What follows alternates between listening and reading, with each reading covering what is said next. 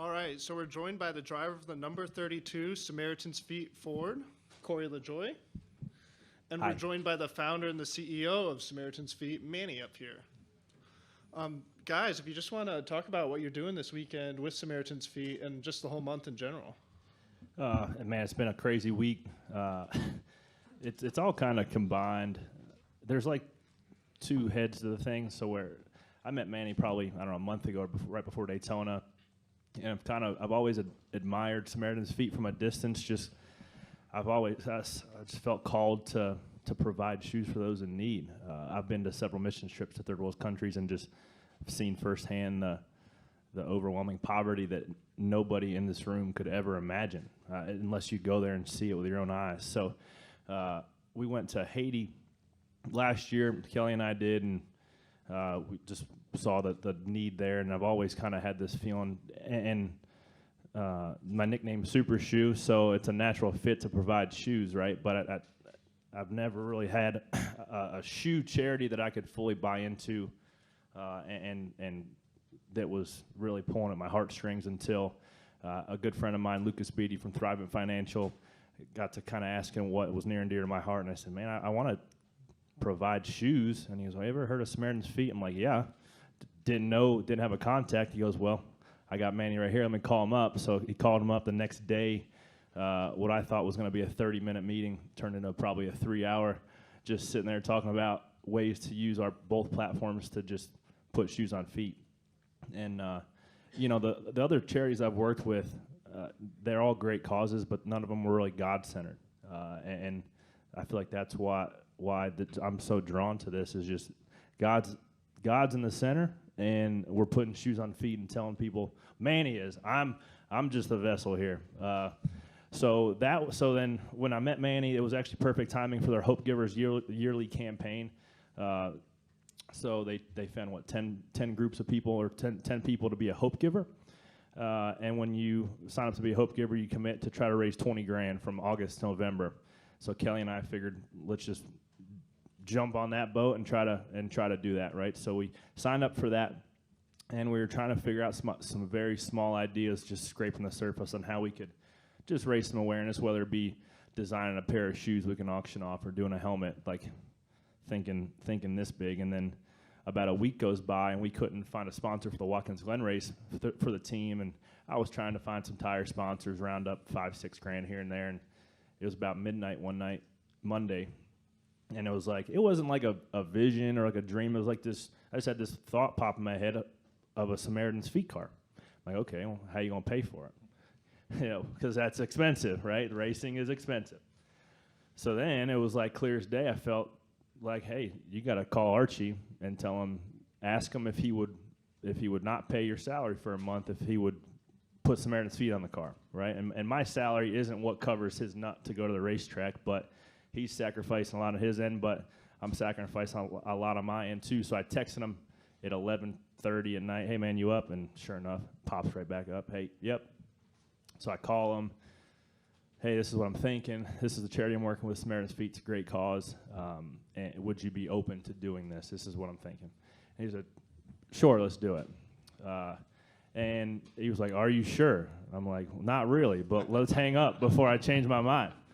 So, man, I went back to sleep and slept like a baby, and then it's just really been head on since then.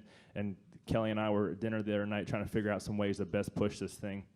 And she had the idea of whoever donates to our Hope Givers fundraising page, no matter if it's $1, $10, or $100, we're writing the name on the car. I'm like, that's a fantastic idea. So, I thought we'd raise, I don't know, $15,000, $20,000, $84,000 later, and 1,035 names that I last saw before I walked into the media center.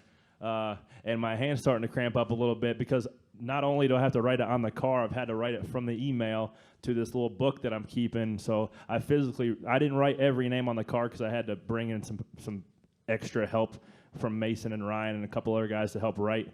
But I have written every single name of those down in my book. And the little quick math. So the average spend was $80 on our page. And every name on the car is going to be putting shoes on the feet of 3 kids. So the thousand people that gave and sacrificed to be on the car, those are going to be putting shoes on the feet of 3 kids that probably never had shoes in their entire life. So I don't want to keep rambling because I want to get Manny talking, because this is probably the nicest guy you'd ever met in your entire life. So I'll let him talk. No, thank you so much, Corey. I think in terms of, for those that don't know much about Samaritan's Feet, we are a global humanitarian organization that's headquartered in Charlotte, North Carolina. Our vision actually was to help inspire hope among some of the world's most impoverished. And the journey started for us actually over 30-some years ago. A little boy, even as I sit here today, I just got to turn to Curry. I said, just pinch me. I must be dreaming. Because for a kid that used to sell water and soft drinks in Africa, just like a kid you're watching on Discovery Channel, and I was selling water one day, and a group of missionaries came to teach African children how to play basketball. I showed up there that day. They never knowing what was going to happen. I got a chance to enter into a basketball contest. They said the prize of the winner is going to be a new pair of shoes. I ended up winning the contest. That I became the first person, not just in my family, but my entire community, to own a pair of tennis shoes. Changed my life eventually, coming to America on a basketball scholarship. And then now to think I'm sitting next to Corey LaJoie, to see what he's doing is bigger than just helping us just provide awareness. Let's put shoes on the feet of kids. We've served probably over 7 million children now. We work in over 108 countries, 369 U.S. communities. People don't realize 1.5 billion people in the world are infected with diseases because they have no shoes. In the U.S., alone over 13 million, about 13.5 million kids struggle that their parents cannot afford a new pair of shoes. Many of them are taking shoes that hand me down or holes on their feet. But the reality that you can meet somebody that's actually well entrenched and knows what they're here to accomplish and say, what can I do to help make a difference and use my platform to help impact and change the world? So it's amazing to see what's happened, Curry. And what we try and do is bigger than just the shoes, because when we give these kids shoes, we literally have to wash every recipient's feet and look those children in the eye and remind them that they can help change the world. So this guy right here is a world changer, and I'm excited to see what can happen from here. Thanks. Awesome, guys. This is great, and we'll open it up for questions. Lee.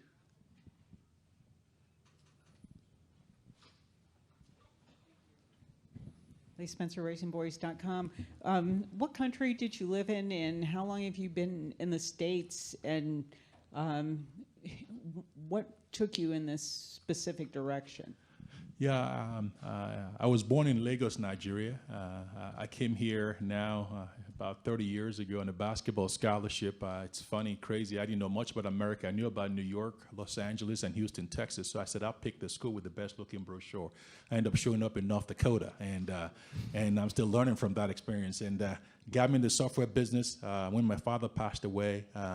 In 1998, I had to go back to 97. I had to go back to Africa to bury him. And that's when I walked into that place. I saw the need was unbelievable. I couldn't even use the bathroom in my house, and I had to go across the street. And when I saw those children with no shoes, I said, somebody ought to do something about that. At that time, I didn't realize that somebody was going to be me. So I came back 5 years later, started Samaritan's Feet with a vision to go put shoes on the feet of 10 million kids. And said, we just don't want to give them shoes. We want to create a platform that creates an opportunity for leaders to serve and then be able to inspire hope in the hearts of children. And now 7.1 million kids later in over 108 countries. Now today, that kid that didn't have shoes, that we now manufacture our own line of World Shoe to help eradicate foodborne diseases and prevent many of these kids. It's just amazing, just a testimony that dreams will still come true, which is an amazing thing what you're doing here. And it's not just overseas. Many kids in the United States. I mean, right now in the heart of our back to school where we're serving kids, probably about 60,000 kids will be served in the next 2 months here, and many of them will be because of some of the generosity that's going to come through this. So we're excited today. We're going to serve some kids here, and then we're also going to get this chance to serve some kids later on in the year. So this guy is truly a gem. What's your website? At SamaritansFeet.org is where you get. But if you want to help Curry actually break through that, we want to get him to about $100,000 plus, or maybe somebody's listening that can do something. You can actually go to SamaritansFeet.org/LaJoie to help us support his Hope Giver campaign as well. Yeah, and that's where you do that. That's if you donate to that, that's when you get your name on the car. And even after the race is over, we're trying to figure out some stuff to do, maybe the same kind of thing at Charlotte. So anybody that gives after the race, they're still going to be cataloged, and if we can put it together for Charlotte, we'll put their name on that car as well. So it's not just after Sunday we're done doing this thing. It's from August to November, but after November, it's still a need that we probably can never reach, but it doesn't mean we can't stop trying. And you know, I just feel like called them to do this, and you know, what I sacrificed and what the team sacrificed was to put shoes on the race car, right? That was to get the race car here to physically get on the racetrack. But what those 1,040 people that donated to the car, they're actually putting shoes on the feet of kids who are in need, and it's just there's been sacrifice all around, and that's what it takes to I feel like to make a difference. And beauty is it's bigger than shoes. I tell people all the time that we're on one of the largest footwear humanitarian organizations in the world that has very little to do with shoes. Yeah, the shoes that we give them is very important to protect them from the ailment and to let them be able to go to school. But what we do with them is just actually a much powerful platform that allows them to speak hope in this kid's life. And the way we do it, when we serve them and wash their feet and hug them and remind those kids that they are special, when they leave that place, they never forget you. And now you're looking at one of them in front of you today that somebody impacted their life over 30-some years ago. Now putting shoes on millions of kids. So if you're watching this, can I be used to make a difference? Here's a perfect story that your yes can create a ripple that can help change the world. Any other questions for Corey and Manny? All right, thank you very much, guys. It's a Thanks, great guys. program, and appreciate what you're doing. Thank you.